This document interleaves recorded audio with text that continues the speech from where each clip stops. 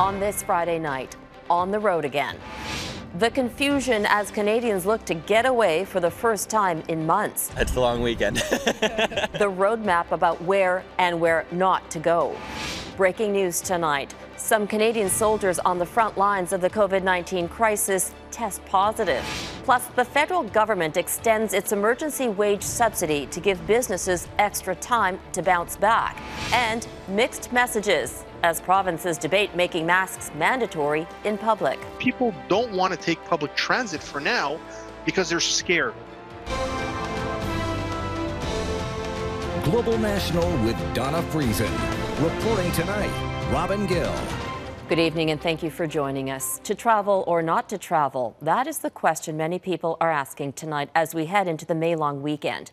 With COVID-19 restrictions starting to ease, there's confusion in some provinces over how far people should travel from home and whether it's okay to go to summer homes and cottages. In Alberta, for example, the Chief Medical Health Officer has given people the green light to go to the cottage if it's within the province. But mayors of some major resort towns like Banff are urging people to stay away. In tonight's top story, Eric Sorensen looks at what the provinces are saying and how tourist towns are reacting ahead of this unusual long weekend. For many Canadians, it's the first chance to put winter and busy city life in the rearview mirror and escape to the tranquility of a May-long weekend by the lake. But this year's different. The highways aren't clogged, and travelers are prepared to keep to themselves. We'll stay maybe 2 nights and come home. We're going to be very careful and social isolate and brought all our own food up. Cottage country hasn't been entirely welcoming, but the resistance to visitors has eased up. Maybe there's more contagion in Toronto than here, but the fact is, it's a free country, and I'm a resident, and I'm saying we live with them all year long. They want to check on their seasonal properties, of which they may not have seen in the last 6 months. So as long as they're able to do it safely and responsibly, we're encouraging people to be able to do so. But as travelers flock to the ferries and other weekend travel spots in BC, one community is not putting out the welcome mat. We have done a great job here on the Sunshine Coast. The mayor of Sechelt told Global's The West Block they have many vulnerable seniors to think about. The message out here in BC is to stay home. The provinces have various cautions. In BC, it's avoid all non-essential travel. They're keeping it simple in Ontario, stay home. In Quebec, the suggestion is to avoid travel between regions, while in Atlantic Canada, the basic message is stay within your own province. The most open region are the 3 prairie provinces, where they can go to campgrounds and cottages, what Alberta calls travel responsibly. But there are some restrictions in northern Saskatchewan and northern Manitoba. But so-called responsible travel leaves tourist towns like Banff and Canmore, Alberta, worried about big crowds descending on them. I always said, the time will come when we will start to welcome people back. It's perhaps a little early to be taking that open arm approach. Across the country, there are mixed feelings about travel this weekend, but a common theme of safety first. So no matter where we are this long weekend, going out should only be an option if we can go out smart. So, up in cottage country, this street vendor says everyone just needs to keep their distance. As they see everybody taking it easy and doing everything they're supposed to be doing, then they'll loosen it up a little bit more. And back in the city, life will be more tranquil anyway. A Victoria Day weekend like no other. More Canadians just staying home. Eric Sorensen, Global News, Toronto. Just as businesses across the country take their first small steps to reopen, the federal government is extending the Emergency Wage Subsidy program. The benefit, which covers 75% of workers' wages, up to $847 per employee per week, is being extended until the end of August. Prime Minister Justin Trudeau says the idea is to give employers more room to get up and running slowly if they have to. But as Mike Le Couteur reports, it doesn't cover every business in need of financial support.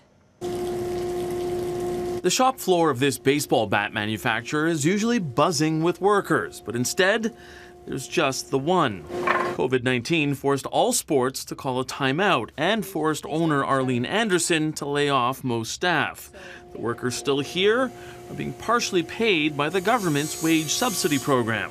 We're still selling online direct-to-consumer sales, and of course our revenues have gone down dramatically. Overall, we were down about 85% in April. Just at the tune-up. While other businesses are preparing for reopening, Anderson is still on the sidelines, waiting for sports to restart so she can stop depending on the government as a relief pitcher. We will extend the Canada Emergency Wage Subsidy by another 3 months. With the extension will come changes to eligibility requirements that used to state companies could only qualify if they had lost 30% of revenue as a result of the pandemic. It will be modified to help companies as they struggle to restart. We wouldn't want people who are getting back their business going to feel like they have to hold back on their growth, on their expansion, on their rehiring in order to be able to continue benefiting from the wage subsidies. A welcome move, says the Canadian Federation of Independent Businesses. However, they still want government to address rental relief for small and medium-sized businesses. The rent support is just not getting to individual tenants that have had months and months of unpaid rent and are now starting to reopen their doors with battles with landlords. That has to be fixed. And that's key considering how many companies are suffering financially. Government numbers show more than 120,000 companies have applied for help.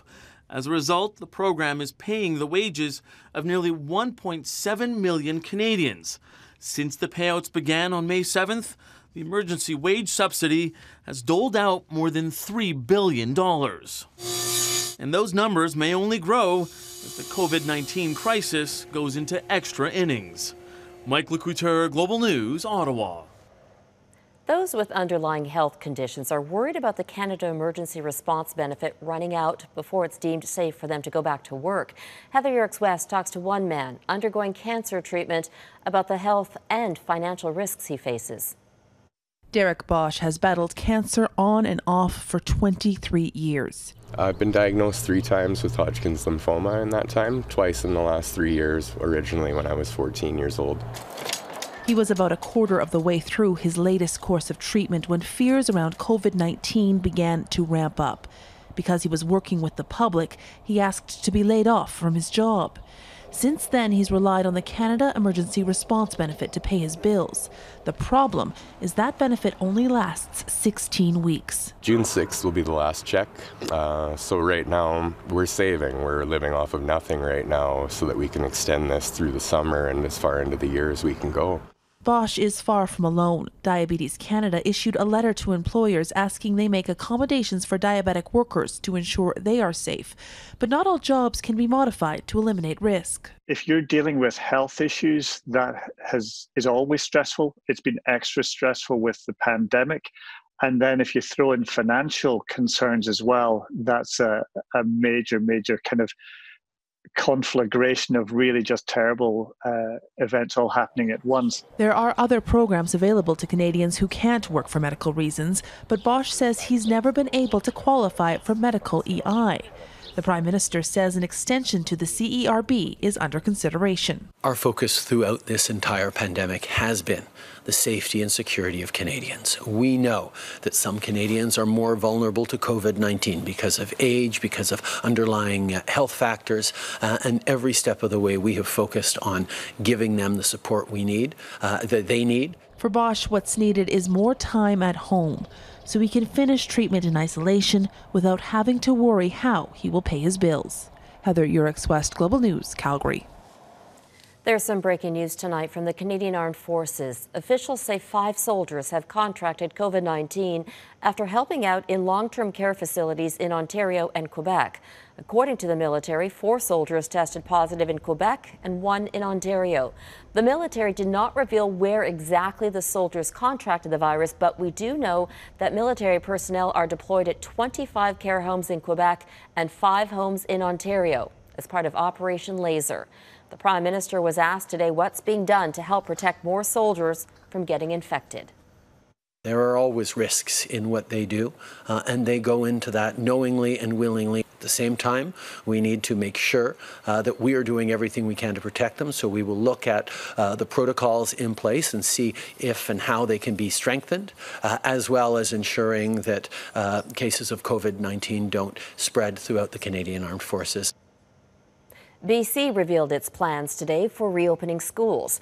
Premier John Horgan says an optional part-time return to classrooms will start June 1st with reduced class sizes. Full-time studies are expected to resume in September.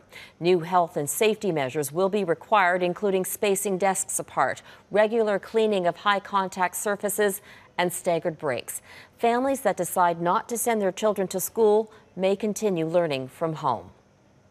In Newfoundland and Labrador, all classrooms will remain closed for the rest of the school year. Parents and students are being encouraged to continue at home and online learning.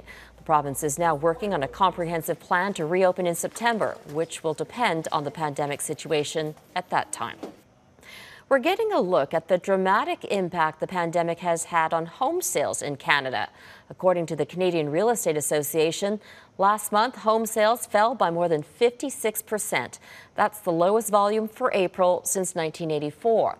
And in Canada's hottest real estate markets, sales fell by more than 66% in the Greater Toronto Area and by more than 57% in Greater Vancouver. But so far, home prices are not plummeting. The average price of a home sold last month was $488,000. In the U.S., retail sales dropped by a record 16.4% in April, according to the U.S. Department of Commerce. Clothing stores took the biggest hit, with sales dropping more than 78%. The retail industry is the nation's second largest private sector employer after healthcare, and it cut 2.1 million jobs in April. The battle between the U.S. and Chinese telecom giant Huawei has intensified tonight. The U.S. Commerce Department is restricting Huawei's ability to use American technology and software to manufacture semiconductors. The change is a big blow to Huawei, the world's largest producer of 5G equipment. Huawei relies on American-made machinery and software design to make the chips for its smartphones and tablets. The U.S. government blacklisted Huawei a year ago, deeming it a national security risk. The CFO of that company is wanted in the U.S., accused of violating sanctions. But Meng Wanzhou remains in Vancouver under house arrest while she waits for a ruling on her extradition hearing. Her arrest has 2 Canadian men caught in the middle of this fight between China and the United States. Tonight, our Mercedes Stevenson speaks to China's ambassador about Michael Spavor and Michael Kovrig. Mercedes, what did Song Pei-Wu have to say about their detention? Robin, I asked Ambassador Song about the status of Michael Spavor and Michael Kovrig, who've been in jail now for over a year and a half. The Canadian Embassy has not had access to those 2 men in the last 4 months, which means they haven't been able to verify whether they are in fact safe or healthy. I asked Ambassador Song about their cases, which many people inside the Canadian government have described to me as a hostage-taking. There's nothing like hostage-taking. Those 2 Canadians are actually engaged in suspected crimes of endangering Chinese national security. So the competent Chinese authorities are handling the case according to law. And I would like to tell you, they are in a good physical condition and their lawful rights are protected according to law. But I would like to take this opportunity to point out that actually the biggest issue in our bilateral relationship is still Meng Wanzhou's case. So that's why we have made our position very clear, to make sure that she's back in China smoothly and safely. So, Robin, an interesting link made there between Meng Wanzhou and the 2 Michaels, which the Chinese government has previously said there's no link between. The Canadian Embassy has asked for access via video call or phone call to the 2 Michaels, given the COVID-19 restrictions, but so far the Chinese government has refused. There's been a lot of criticism that China mishandled the COVID-19 crisis, that it didn't reveal how bad it really was. How did Song respond to those allegations? Well, Robin, the Chinese government has a very different view of how they've conducted themselves, which might come as a surprise to some Canadians. The ambassador denies that China has bullied countries who have spoken out about China's handling of the pandemic. Watch this. Rather, China is a victim not only of the disease itself, but also a victim of disinformation. So you can see some politicians in the United States, they are waging a political campaign against China, try to smear China's image. And that won't help in their fight against the disease and to save lives of the American people. Robin will have more on the show about where the virus came from in Wuhan, what else China is doing, and the presence of the Chinese government here in Canada, and whether or not they are trying to intimidate Chinese Canadians. And that's coming up on the West Block on Sunday. Mercedes Stevenson in Ottawa. To mask or not to mask? Coming up, the mixed messages about making masks mandatory in public.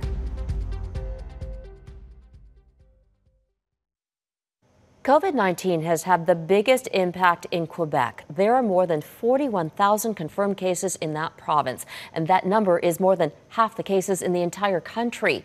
Quebec also has the most deaths. More than 3,400 lives have been lost to this virus. Today, Quebec's premier repeated his call for Quebecers to wear masks when they leave home. The government is donating 1 million masks to hard-hit Montreal. There are calls in that city to make wearing them mandatory. As Mike Armstrong explains, there is no order on the books yet, but there are signs it's coming. For 2 days, the city of Montreal is handing out masks for free. The mayor says wearing a face covering in public is the responsible thing to do, but she's reluctant to make it mandatory. I don't want our city to become a place where, there's a police officer at every corner. We don't even have the capacity for this. There is a growing number of countries where masks are now required in public. According to an international advocacy group, Masks for All, there are 94 countries with rules on the books. In some parts of Germany, fines run close to $400 Canadian. In the U.S., parts of 38 states now have some form of face covering rule. Los Angeles is one of the latest. Anyone outside and around others has to wear a mask, although not everyone's getting the message. I was a little disappointed. Honestly, I don't see many people wearing masks on the beach. Now, in Canada, governments haven't ordered the use of masks, but some private companies have. Several grocery chains now don't allow shoppers unless their faces are covered, and as of Monday, all Uber passengers and drivers will have to wear masks. But in Montreal, the reluctance continues despite increasing calls to make masks mandatory. We're the 5th worst hit city in the world, and we're still dragging our feet on this. It's inexcusable. We have to put everything on our side. This Montreal epidemiologist says hand washing and physical distancing are important, but mask use should be universal and obligatory. He says mask laws around the world have been shown to have helped. From my perspective, we're asking questions but should not be asked. COVID is clearly a serious emergency. Human rights lawyer Julius Gray says a temporary mask law would be allowed under the Canadian Charter as long as masks are easily available to everyone. One precedent, Gray says, is smoking. The courts have found a smoker's right to smoke can be limited when it affects people around them. Mike Armstrong, Global News, Montreal. Still ahead, the new fears facing Rohingya refugees in Bangladesh.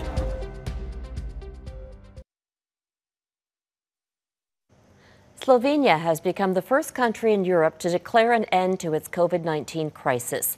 Slovenia's government says spread is under control. The Ministry of Health reported 1 new case of the new coronavirus on Thursday with no deaths reported. But there are still bans on public gatherings, and people will still have to wear face coverings in public spaces. European Union residents from Austria, Italy, and Hungary are now being allowed to enter Slovenia. In Bangladesh, it's the moment aid groups have been dreading. COVID-19 has now reached the world's largest refugee camp. At least 2 people have tested positive and are now quarantined in the district of Cox's Bazar. It is home to roughly 1 million Rohingya refugees who live in densely crowded shacks. Access to health care is limited. There are fears a humanitarian disaster will unfold if the virus spreads unchecked.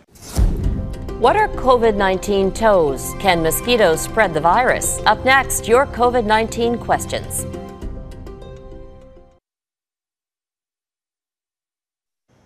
The Victoria Day holiday weekend is an occasion many Canadians spend outdoors visiting family and friends. But in a pandemic, different rules apply. So what will it look like under these extraordinary circumstances? Our Jeff Semple took your long weekend specific questions straight to the experts. Jeff? The upcoming long weekend in May is considered the unofficial kickoff to summer. And some are wondering whether it will be safe to make a splash. And my question is it safe for families to use the pool at different times to swim with their children?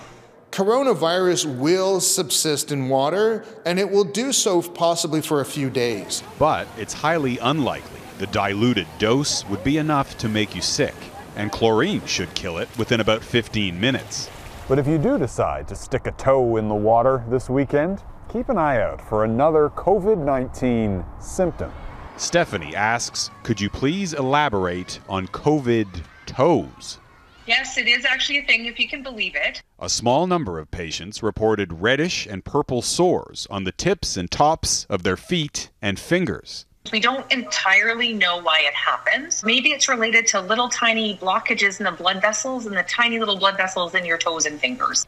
My question is, am I allowed to have friends over and have a drink in the backyard or on the driveway? Yes, absolutely. I think it's appropriate to meet people in the open air if you're separated by the appropriate 2 meters. The virus is much more likely to spread indoors, mostly because of ventilation.